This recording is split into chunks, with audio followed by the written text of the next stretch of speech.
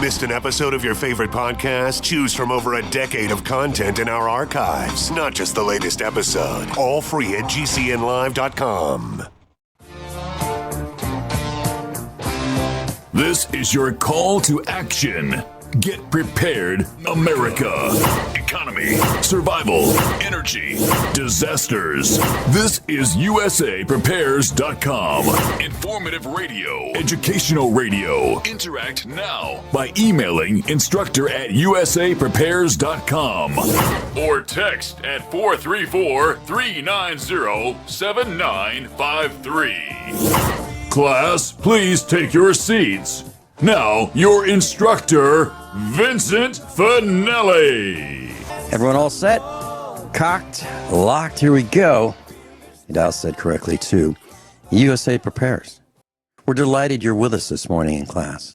We broadcast 2 hours from high atop the Missouri Ozark Mountains. If you'd like to call us, we'll pay for the call. 866-582-9933. 866-582-9933. 33. If you'd like to listen as you travel, 605-477-3249. 605-477-3249. It's Independence Day. Brad is engineering the broadcast in Minnesota. I'm Vincent Finelli, and I'm delighted to be broadcasting with Guineith Isaacs in Australia. Welcome, Guineith. Hello, happy Independence Day. Yeah. And you know what really bothers me? In the United States, we have changed the name of Independence Day to the name of the day. It's people say, Happy 4th. We're having a 4th sale, 4th of July. It has nothing to do with the specific date. It has to do with declaring our independence. And but we forget that. So I keep. About. Yeah. And we do two things in America that I don't like. We call it 4th of July, and we call children kids. And kids are little goats. And I can assure you that our children look nothing like little goats. I can assure you. Oh, little goats are a bundle of fun, but they're the most naughty, disobedient little creatures you could possibly imagine. Well, I agree with you. In Virginia, we had little goats. we had a little goat. I've farmed goats. Yeah. We had a little goat by the name of Samantha. And Samantha liked to be on the tallest thing around her, whatever that was. So if she were in the field with the cows and the cows were lying down, she would just walk up on the back of a cow so she could get a better view. If a car was in the parking lot, like my old El Camino, she would jump on the hood. Yep. Yeah, jump on the hood and then walk up the windshield and then get on the roof. And I go, hey, get down. And so she would prance around, do a 360 dance on the roof. And then she would slide down and scratch the windshield. Then she would slide down and scratch the hood. That's absolutely or the bonnet. what a baby goat does. Yeah. Absolutely. And there's like no stopping it. Yep, but in the most destructive way possible. And I remember getting a call every 6 months or so from the FedEx corporate headquarters where they would say, we're just updating our records. And do you still, they would have the delivery, either FedEx or UPS. I think it was FedEx. Do you still have that attack goat? And I go, what? And what would happen is while the driver was opening the back door to unload, our packages, the goat would climb into the truck. And they were afraid of this. I mean, this little goat. That's what goats are like. If anyone's contemplating having goats, you better make sure you got good fences. Oh, yeah. That's just how it is, okay? Mm-hmm. Because they will try your fences. They absolutely will. And I have a friend. I have a friend who still has goats, and I may become a goat farmer again at some stage. And but you know something, there are particular ways of stopping goats from just jumping over your fences. Okay, what you do, this is a handy tip. A goat can jump a fence up to about 4 or 5 feet tall if it really wants to. but what it has to do is it has to stretch out, okay? You will see in a herd of goats, there's always one goat, even if it's all females in the herd, there's always one who's the leader of the herd. The rest of the herd will do what he or she says, okay? Whether that leader of the herd is a billy or a nanny, the rest of the herd will follow. Now, if you can get the leader, watch the herd, get the leader of the herd, okay? This technique only works if the goats have horns. If the leader of the herd does not have horns, you'll have to think of some other way. But if you can get the one side of the hoof, so like the offside rear hoof, okay, and tie it with a piece of something like baling twine, okay, not too tight, but tight enough so that it can't just slip off, to the rear offside hoof, and then get a piece of, like half-inch irrigation pipe, and thread the baling twine through the irrigation pipe, and tie it to the near side horn, the baling twine, okay? The irrigation pipe is so the goat can't just chew through it, which it will if it figures it out. Right. And if you do that, and just have it so that the goat can bend down to eat and drink, have the string long enough so the goat can bend down to eat and drink, but not so long enough that it can stretch its neck when it needs to jump. Because you'll find that when a goat jumps, it stretches its neck and throws its neck forward, and then it throws its legs forward and the front legs forward, and the rest of the goat follows. Okay? That's just how they do it. The goat will not be able to jump. It'll be able to eat, it'll be able to drink, and you'll find you'll only have to have that particular device on it for probably about, 2 or 3 weeks, and then you'll be able to remove it. And the goat would have forgotten all about jumping over the fence. And because the lead goat is not jumping over the fence, none of the other goats will jump over the fence, and then you'll be able to have them housed in standard type, farming fences. Now, are you talking about being able to? Are you talking about being able to contain goats in just standard barbed wire that it's like 10-inch spacing? Standard, really?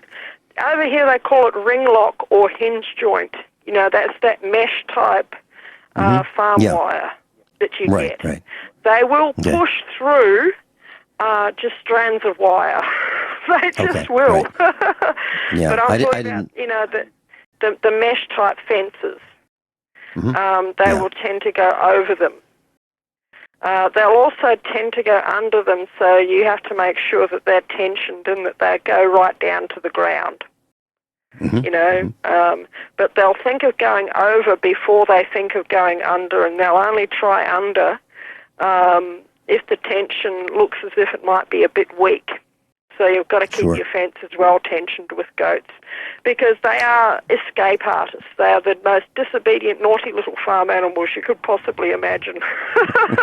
But they're so beautiful, and their milk is quite something. It really is. And if I was going to have goats, that's the reason why I'd keep them.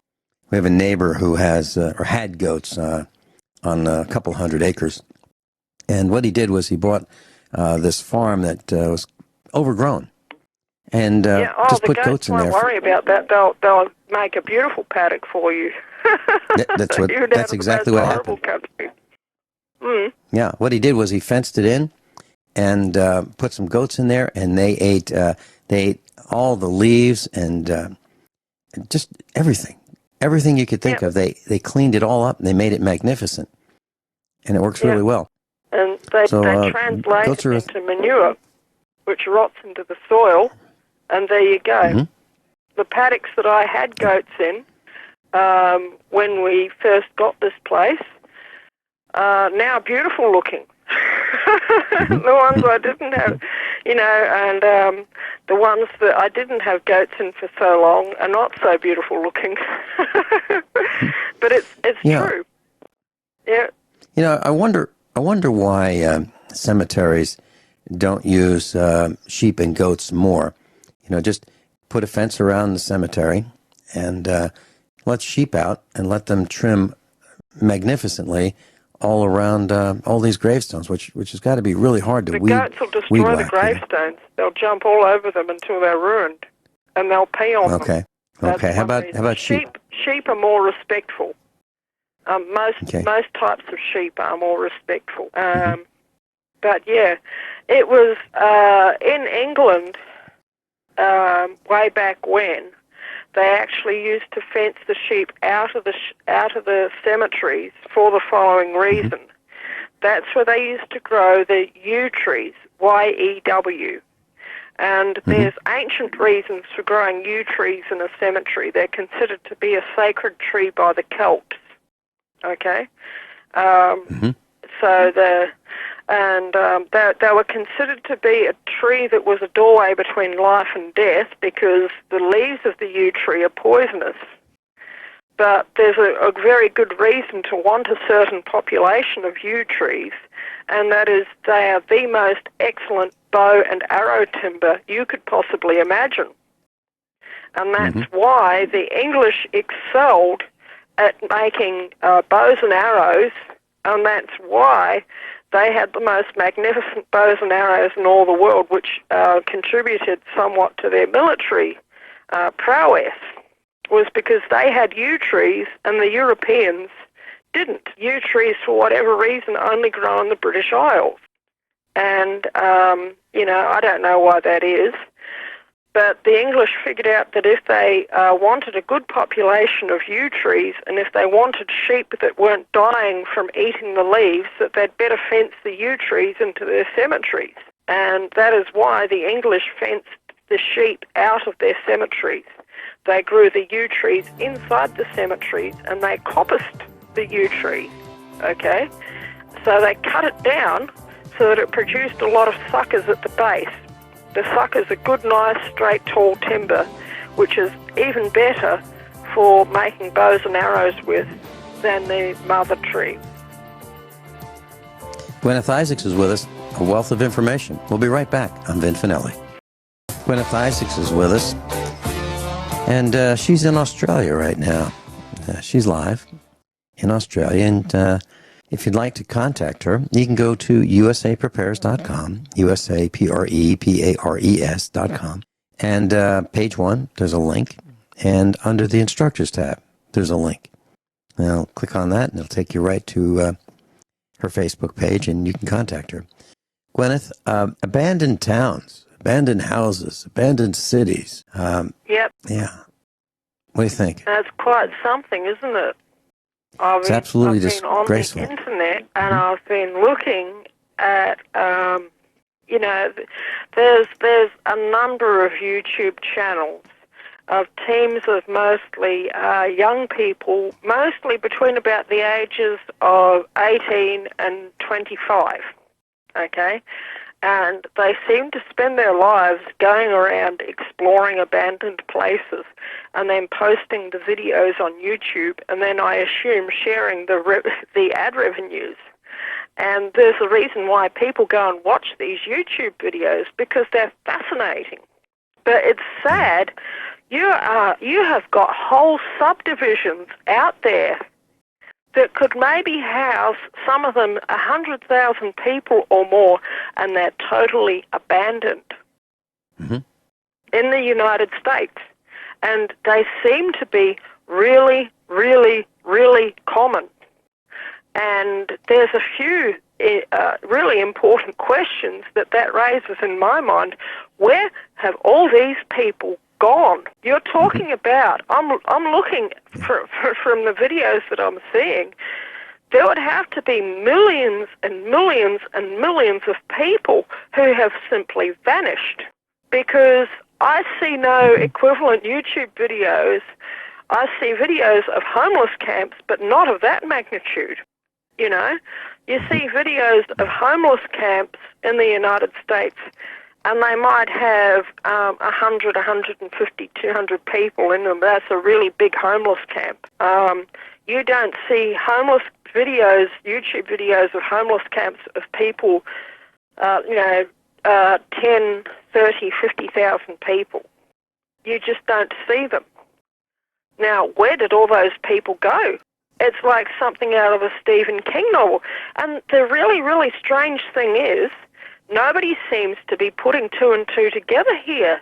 You've had millions of people disappear off the face of the earth in the United States within the last 10 years or so. What the heck happened to them all? I don't know if anyone's considering this, but I can see it. Mm-hmm. Where are they? And you can add this to these crumbling...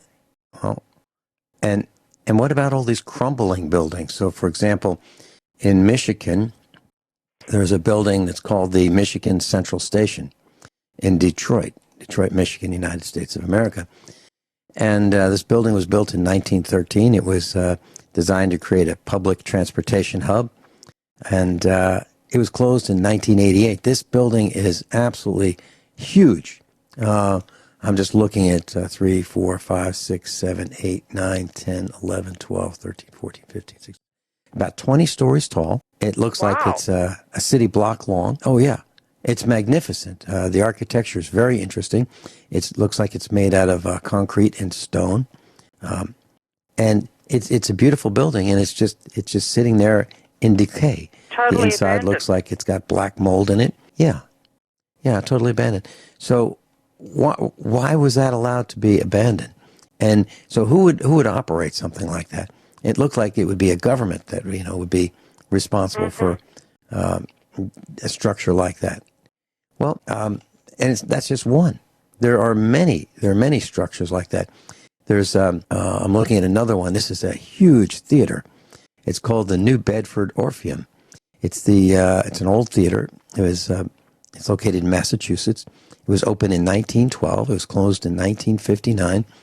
And since then, it was used as a supermarket, and it was served to store tobacco. And it's just idle, and soon it's going to fall down.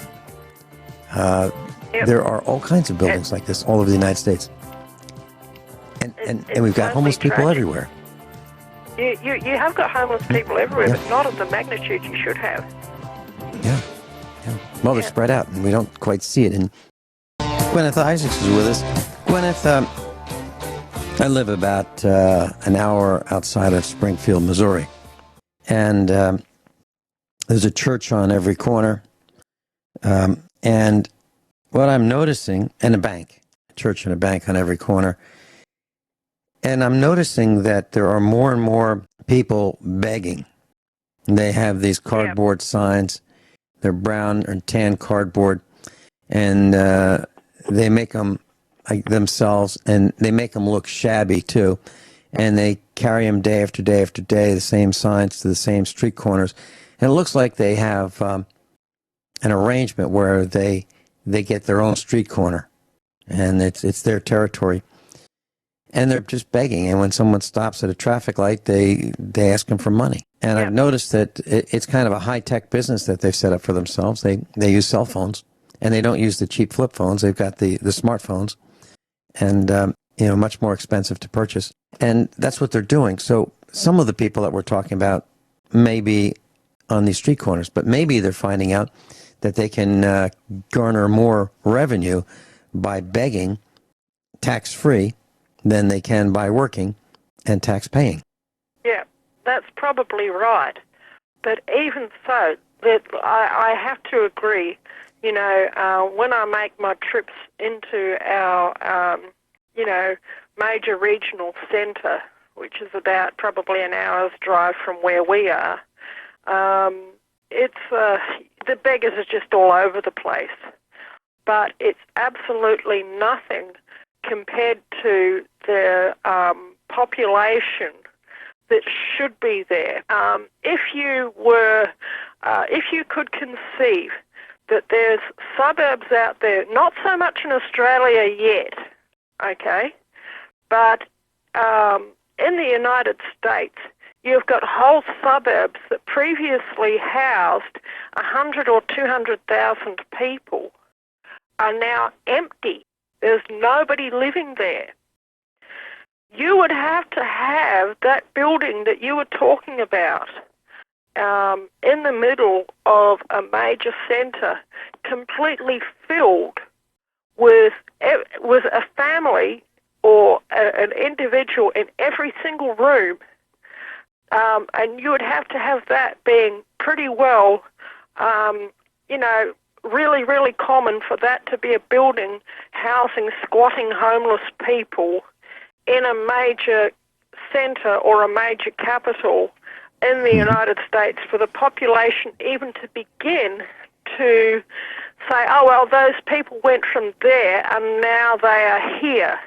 And there's a certain proportion of them that would have brought RVs and are now camped in Walmart car parks.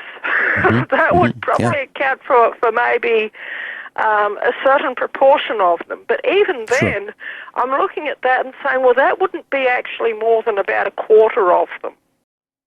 Because you're talking about whole subdivisions that are just like, it's like out of that documentary that's out there, Life After People. Yeah. That's what's happened.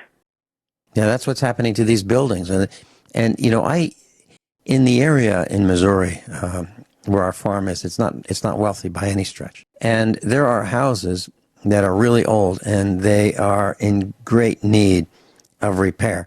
We see homes with blue tarps on the roofs to keep the water from the rain from going inside under the roof and into the ceilings, and the attic and ceilings. We see that. We see a great need of paint. We see a great need to trim back the trees and the shrubs that are encircling like you would see on Life After People. And I drive to Springfield from the farm, and on my way I see this house that is like that Life After People, where the trees are encroaching and have been for at least 10 years, and the shrubs are causing the moisture to be retained where the sun can't remove the moisture from the exterior of the house and the interior. And so this whole thing is going to fall down. And there are barns that are falling down all around us. So I see it in our little neck of the woods in Missouri, as well as, these major buildings in cities that are in decay and falling down. But I'm looking at a chart with population in it. And in 1950, there were about just a little over 2 million people in Philadelphia, Pennsylvania. And in 2000, there was about 1.5 million. Now, the chart only goes to 2000. That's a 500,000 people. Yeah, 26% are no longer in Philadelphia. Now, that's from 1950 to 2000. Now, if you look at the same chart, and this is eh.net/encyclopedia. If you look at the same chart and you look at Boston, Massachusetts, it had about 800,000 people in 1950. And if you go to 2000, it has a little less than 600,000. So it's down 26%. Chicago, down from 3.6 million to 2.9 million. Detroit, I think Detroit wins the parade here. Detroit had almost 2 million, and now it has less than 1 million.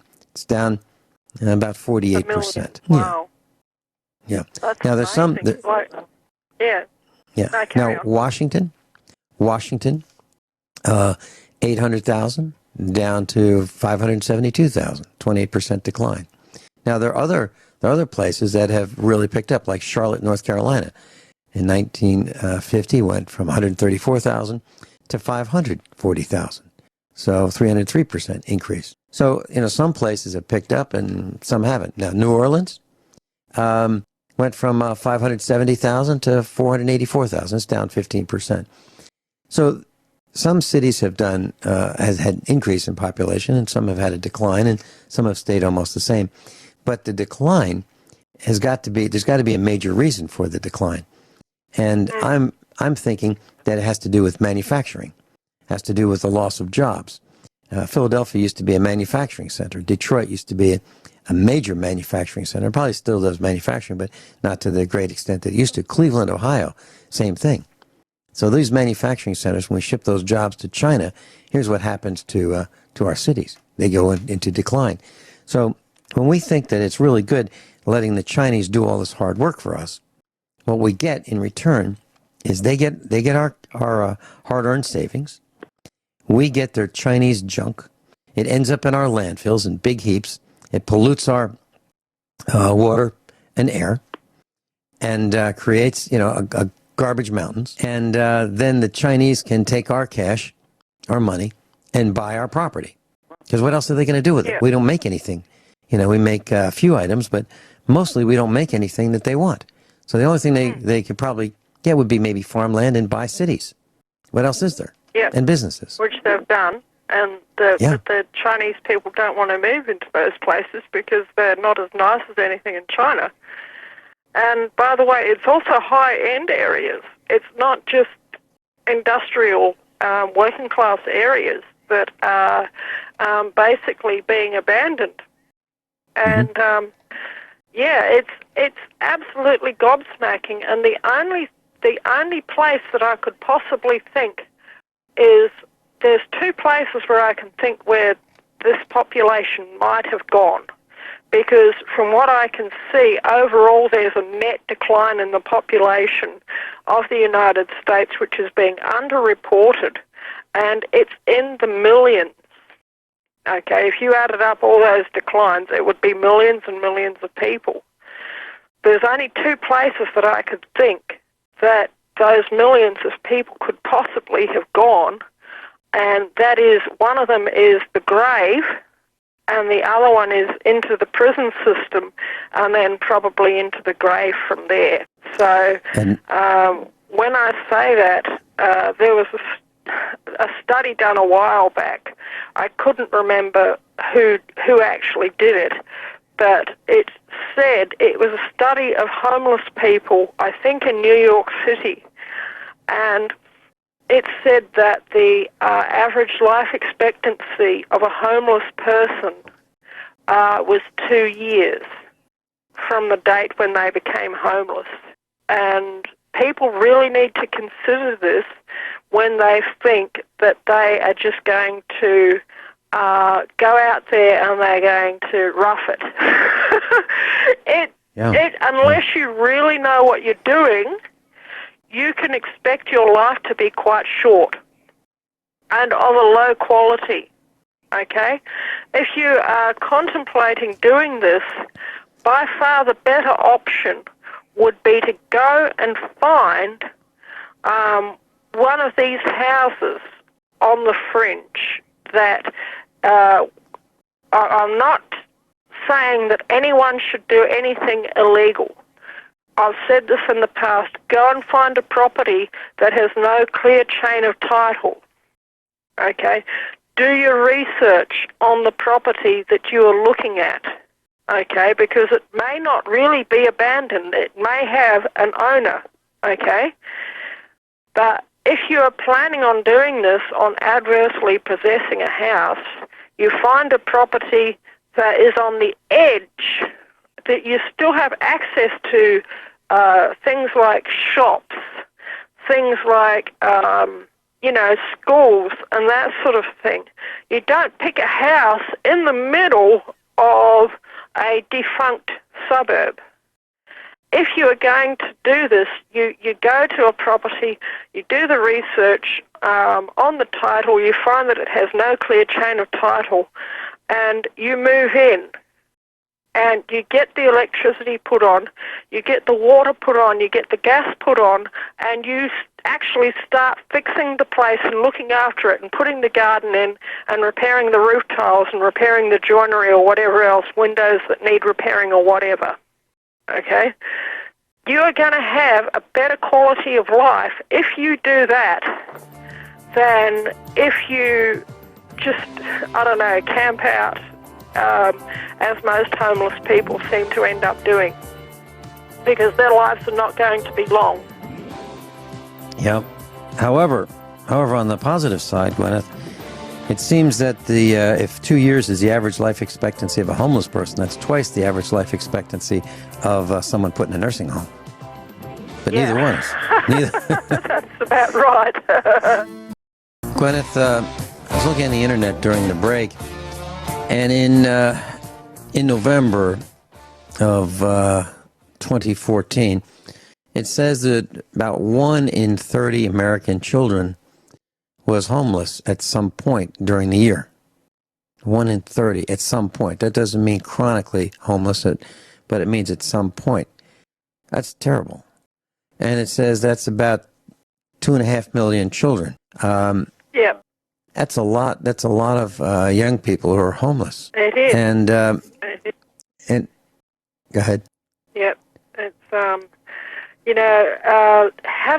living as a homeless person when you have got young children. I have been there. Okay. We were in 2012 homeless for around about 3 months. And most of that time was spent in the Australian outback, okay? So it was not an urban setting, and we were living in a camper van. So if you saw us, you might not immediately realise that we were in fact homeless, okay?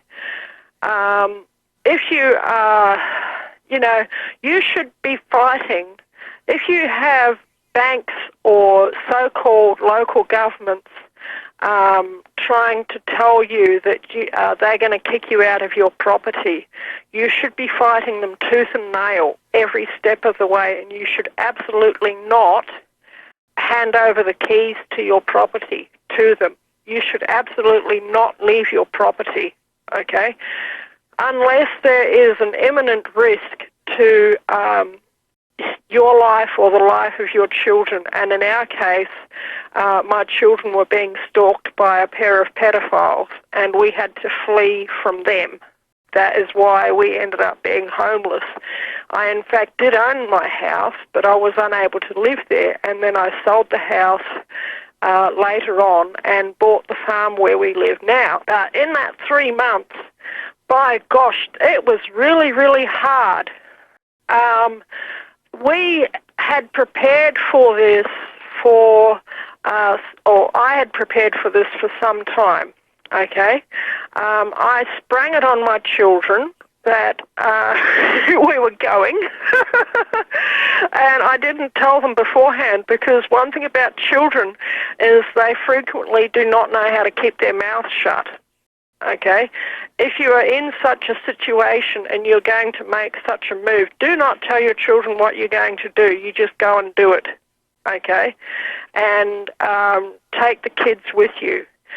That is about, unless I was really fleeing for my life in that sort of situation, again, I don't think I would deliberately walk out of my own property again. Because in many ways it was a real family bonding experience, and I would say we were much closer as a family, but I would not want to have had it last much longer than what it did. In the end, our camper van was basically, from what I gather, stolen, okay? And then we were living in tents. And that is an even more uncomfortable way to be a homeless person than living in a camper van. If you can get a camper van, if you know that you're going to be made homeless by force, or if you are fleeing some circumstance, try to get even a little 1-ton van if you can. And even if you put a mattress and a gas stove and some food stores in the back, it's somewhere where you can lock, okay? It's somewhere that you can lock yourself in and get yourselves out of a bad situation quickly if you have to. Yeah, and there could always be a surprise in the weather. It could be a hailstorm, it's a shelter. Snowstorm. Yep. you're not going to get wet. Rain, yeah. Guineith and I will be right back after these top-of-the-hour commercial announcements. And I'll tell you a little bit about my experience. I wasn't quite homeless, but I did spend 6 months in a 20-foot trailer that leaked rain, leaked water. It was rough, but nothing compared to what you're talking about. We'll be right back. Everyone all set? Cocked, locked, hour number 2 of USA Prepares.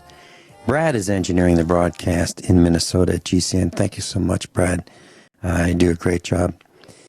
Guineith Isaacs is with us. Guineith, there's an auto parts store, about, let's say, a half hour's trip from our house, our farmhouse in Missouri. And when I stop there, I park in the side parking lot. And I've noticed twice now, in the last couple of months when I park there, that there's this woman, it's kind of frail looking, middle-aged woman, I believe appears to be much older in looks than she is in age. And she walks very slowly across the parking lot. She looks clean, dyed hair. And she checks every single waste basket that they have in the parking lot at this auto parts store. And she picks out cigarette butts. She picks them out and puts them in her pocketbook and then leaves. She's not walking around with a sign begging for anything. She's just picking up used cigarette butts or unconsumed cigarette butts and then leaves. And I guess she smokes them. And she really looks, like that smoke is having a serious impact on her health. It's making her age, very, very quickly compared to if she didn't smoke.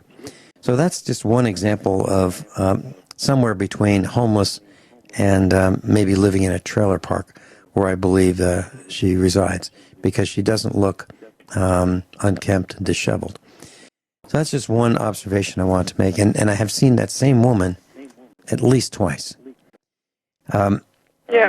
Do you have any comments on that before I talk about me living in a camper trailer? Well, with women, one thing that a lot of women realize when they become homeless is it's maybe a good idea to keep up their appearance, okay? Mm-hmm.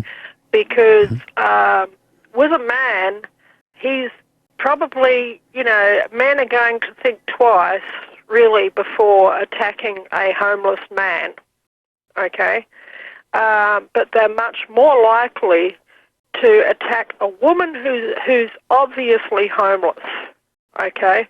And a lot of women actually do realize this. So she may be, her living circumstances may be a lot more precarious than what you realize, but she might be doing something like going to a truck stop and using the showers there, or various other public facilities like swimming baths or something where they have showers.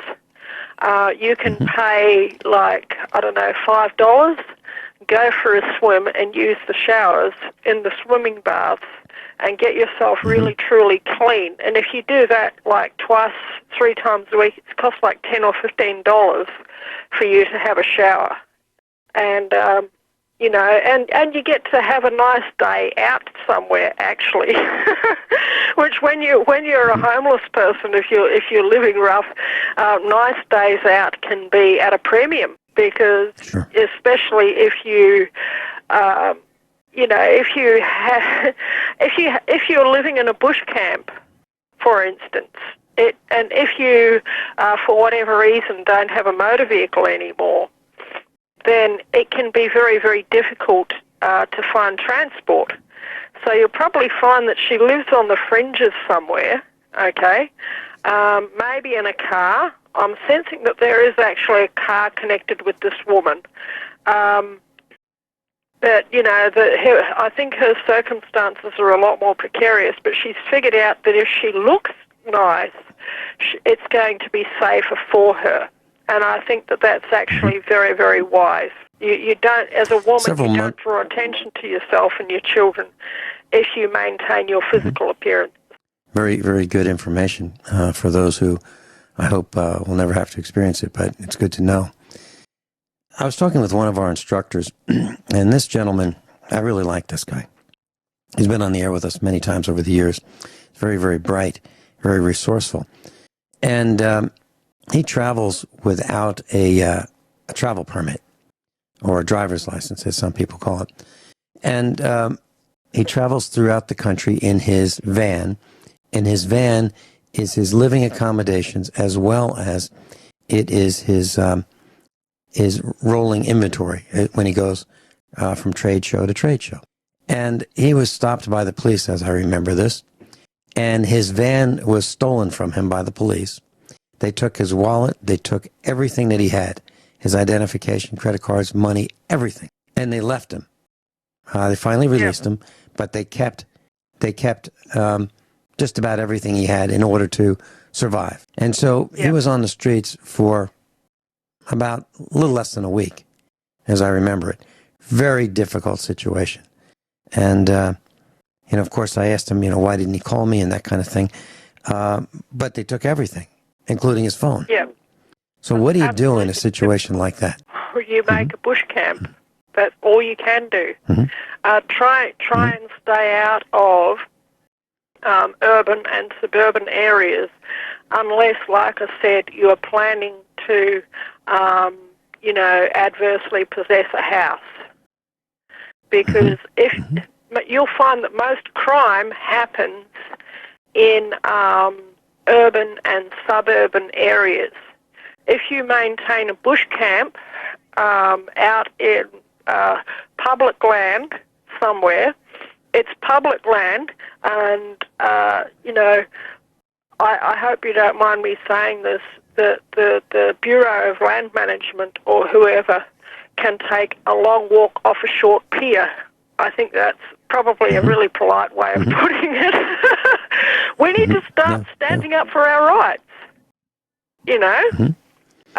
because they have had it over us for way too long. They really, truly have. You need to get some sort of way of getting around, or you need to get really, really good at walking, okay? And like I say, maybe have your bush camp a few kilometres out of a town, but not too far out. And tend to do most of your journeying just before dawn or just before dusk would be the times when I was walking. You'll find that you're much less likely to be followed by whoever, because most people are not out and about at those times, okay? So, for instance, you would find if you had to go into a town to get some groceries or whatever, you would walk into the town maybe 5 kilometres, okay? That's like maybe 2 or 3 miles into the town, and you would do it just before the sun comes up. Then you appear in the town around about the break of day. You spend your day there, and then go and get some, chips or whatever in the evening as your meal. Do not attempt a long walk either on a full belly or immediately after a big meal. I can tell you that for sure. It's going to be really uncomfortable. But if you sit somewhere and have like a hamburger or whatever your, high-calorie junk food of choice is, and then sit at the table for about an hour or so afterwards, it will enable the meal to settle, and then you just walk out of there and you go back to wherever it was that you came from, okay? And before you go, you make it so that everything at your camp is ready for you just to come home and basically flop into bed, because you will not feel like lighting campfires or anything. And you make it that, that's what you have to do.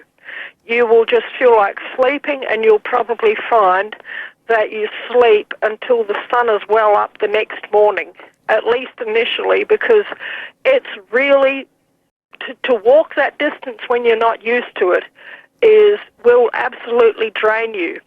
But you have to be easy on yourself. if you're going to do that, you need to research things like Stone Age technologies, okay? How people did things, how the Native Americans did things, how they trapped, how they lived in a very low-profile way, okay? How they, did things like made bows and arrows. You can do this. You can live this way.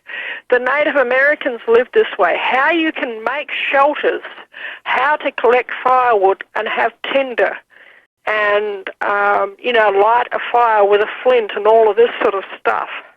And you'll find that it's a challenging way to live, but you'll find that you can live that way, and that is by far the best way to live as a homeless person is to basically go back to how the Native Americans did things. And you'll find as time goes on, you'll live more and more that way. You'll find it actually takes up most of your time and energy each day to live that way, okay? But even if you have children, you'll find that you can look after them. This is how a large portion of humanity lives, even to this day, But what you have to do is you have to do it in a low-profile way. Do not draw attention to yourself, okay? That means you don't light a big campfire. You light a small campfire, and if you can, you get a tin, and you make a hole in the tin, and you light the campfire in the tin. It reduces the amount of fuel that you need, okay? And you can have a small cooking pot on top of it. And you can do that. You can do it.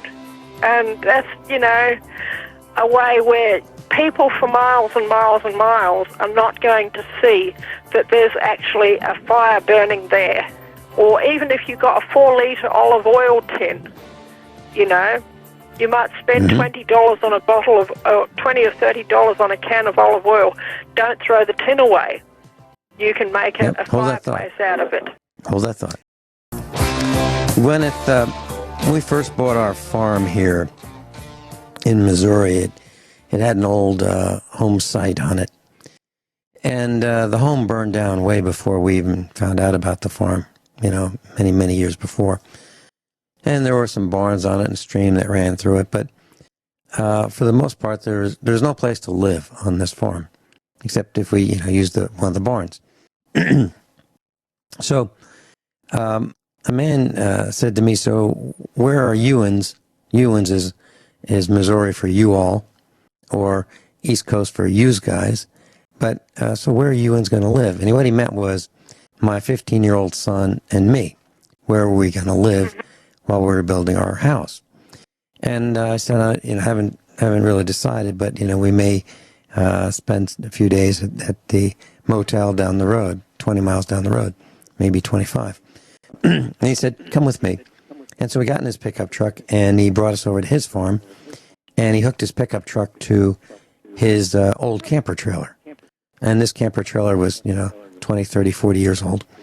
And it was 20 feet long. And we leveled it, and we set it kind of in the shade.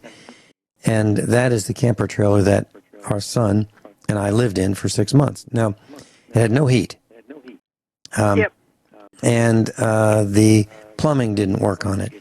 So no heat, no shower, but it was shelter.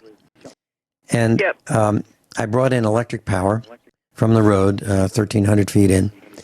And I had an outlet, a temporary outlet on a power pole. And so I had a 20-amp circuit and a heavy extension cord running from the temporary power pole to the trailer. And that was it. And so we had, for heat, it was one of those little cube-like heaters that you plug into an outlet. Fans. And yeah. And to keep the trailer from burning down, I would put it had a stove, a little tiny stove in there, camper stove, gas stove, and I would put the oven door down and put this heater on the oven door because that was the most fire-resistant place to put the heater. And so we froze, during the winter. We got soaked when it rained, But it was way better than the alternatives. Yeah. Yeah. So the next thing we did, the wind out. Absolutely, it was way better than anything else that we had available to us. So we were building this house, and we excavated the basement. And in the basement, we, as soon as the first floor decking, the eye joists were installed, and as soon as the first floor decking was on, we had a mostly airtight room that we built, maybe 15 feet by 20 feet in the basement. And so we used OSB sheathing to seal off that room, and we put an exterior door in there, and that was home. And then we brought that electricity on a piece of Romex cable into that room. So now we had the ability to have a little bit better insulation, and we took a couple old Oriental rugs that we brought with us from the farm in Virginia, and we put them on the floor, and we got 3 layers thick of an Oriental rug, and that was our bed.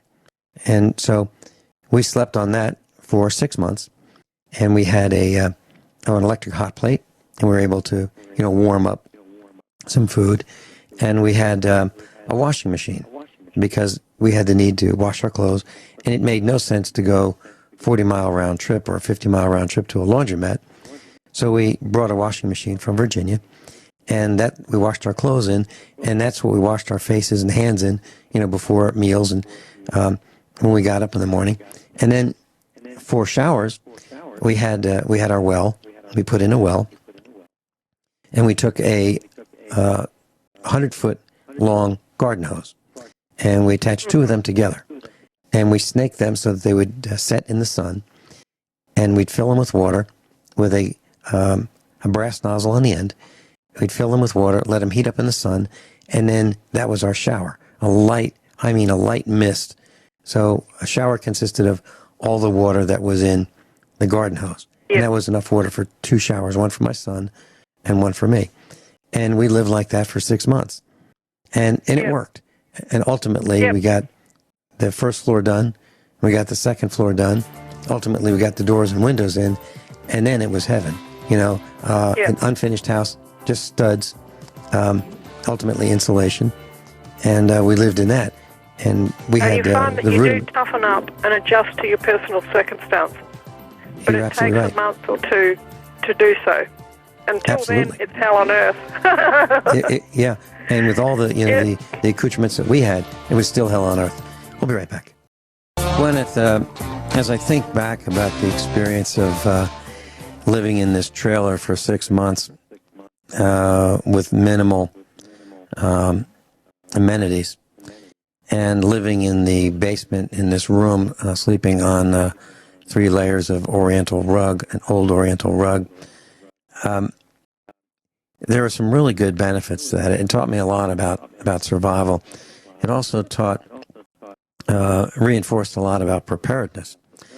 And it also afforded me the opportunity that when we had other people help us, contractors come and do some things that were, beyond our ability with the equipment we had, like pouring some of the concrete and things.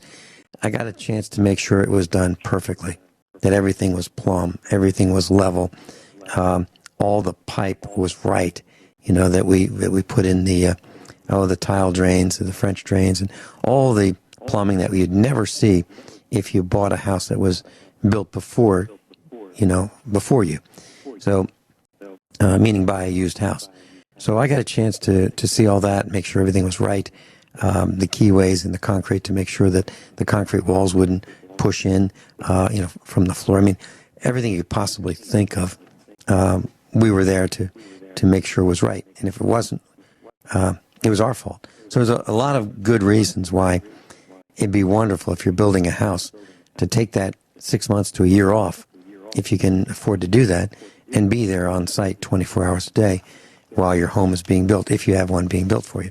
But it took 18 months to get the stone from the pile that the stone was delivered to get it up on the walls of the house. So it was an extensive job, but we roughed it.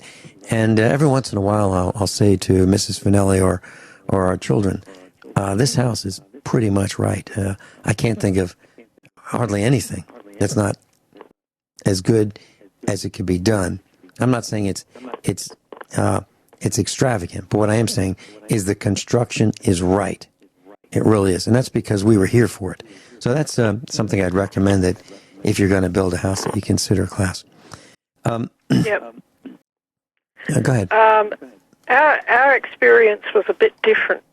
After we had camped for about 3 months in the outback, we arrived in the state of Victoria, which is not the outback. And we, the pedophile cartel eventually caught up with us, chased us through state forest with a pack of Alsatians, which I've detailed before. And we ended up, to cut a very long story short, the local police in the town where we ended up were actually sympathetic to us.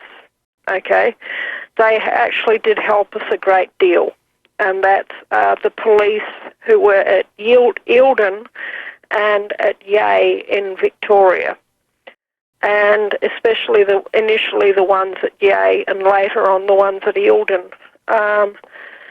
But we ended up in a trailer park for a short amount of time, and then I was able to search the internet from there, and we came across the place that we are living in now, and I, called the real estate agent in Geraldton and got them to hurry along the sale of the house, dropped the price dramatically, and it sold within 2 weeks or 3 weeks or whatever, and bought the farm that we are living on now. It did have a house on it, but the property had not been properly cared for in 10 years, and so the house had problems. For one thing, it had 13 broken windows in the house, and some of the doors were in quite bad repair. They needed to be replaced. It took time to replace these things, but believe me, compared to living in a tent in, country Victoria, or living in a camper van in the outback, we felt that we had landed in a little bit of heaven.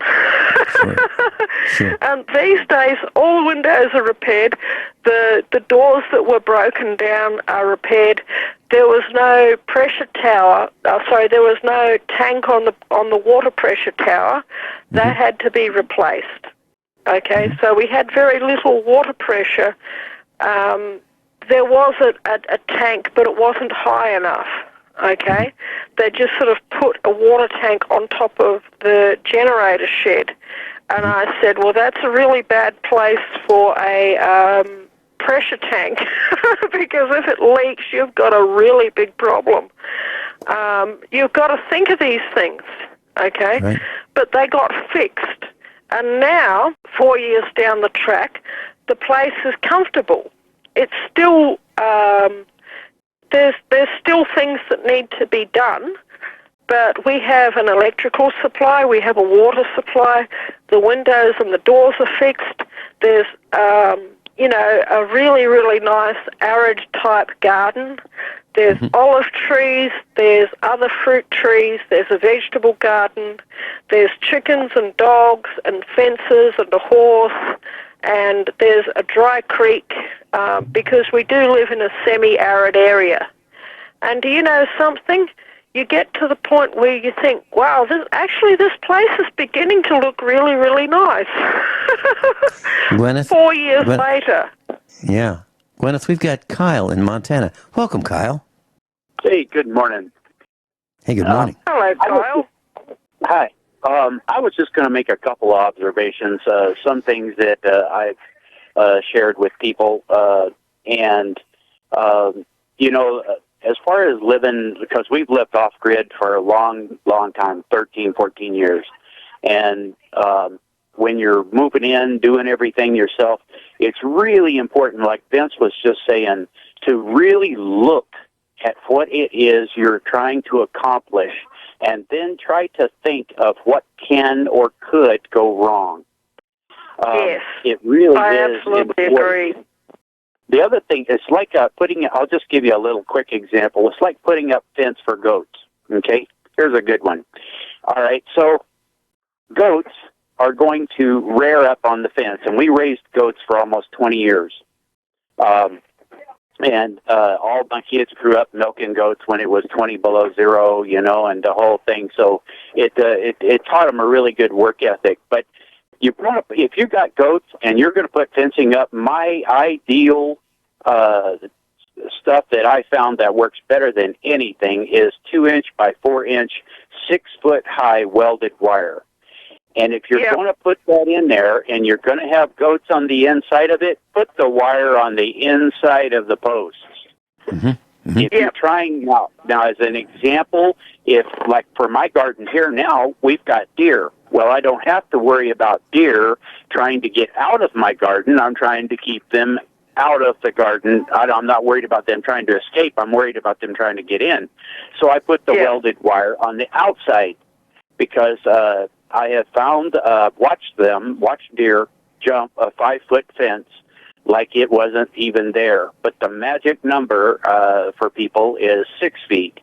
And we had a billy and we had 5 does that we milked the whole time, and 6 feet is the magic number for keeping goats in and deer out.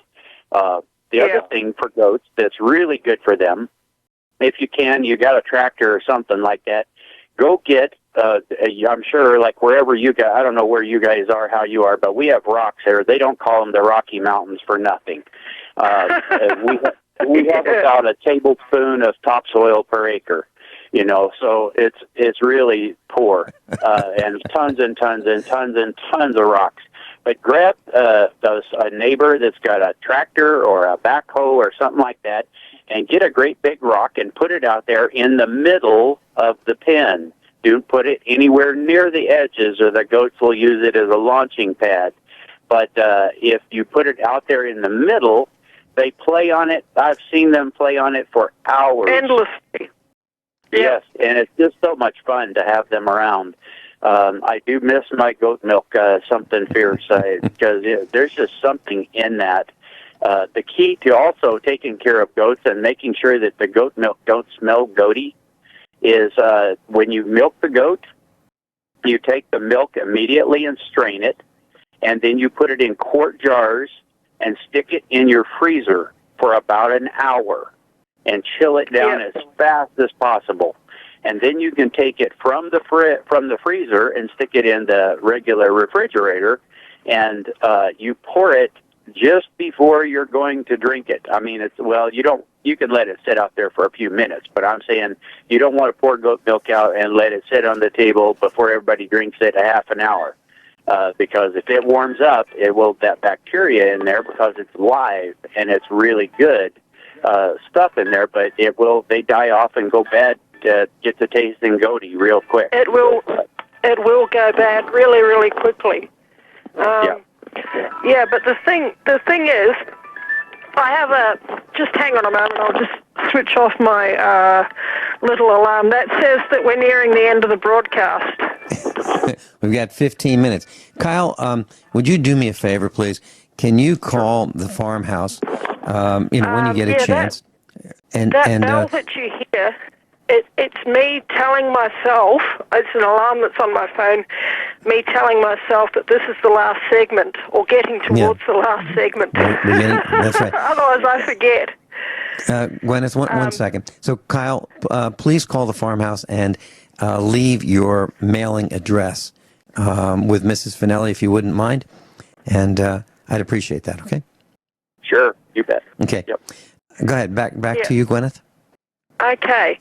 I have a friend. He has a goat farm. He's been a goat farmer for many, many years, probably about 20 years. And my friend is Greek, and they have a millennia-long, many thousands of years-long tradition of being goat farmers. And he has his goat farm next to a major highway with 3-foot-high fences. or 3 foot 6 inch high fences all the way around his farm. And that is the technique that I described earlier is the technique that he uses. Kyle's idea is fantastic if you have the money for it. And definitely put the wire on the inside. Kyle Harris is with us. He lives off-grid in Montana. And Guineith Isaacs is with us, and she lives off-grid in Australia. Kyle, I'd like to ask you, I'm trying to develop a ventilation system for our off-grid battery bank. And we have the nickel iron batteries. They weigh 4,400 pounds. And so I have 40 cells, and they're bubbling away, and they're not in a storage shed. Okay, they're in a room that is a little warmer than that. And I'd like to ask you, what did you do? You had lead acid batteries. What did you do for ventilation? Then I'd like to ask Guineith the same question, because she has the same kind of batteries we do. Oh, boy, I'm glad you got those batteries, Vince, rather than the lead acid. I always said if I could afford those nickel hydride, that's what I would have went with, just because they last forever, You put a box, you build a box around it, and your solar controller has usually, the one that I have has a switch, for lack of a complicated term.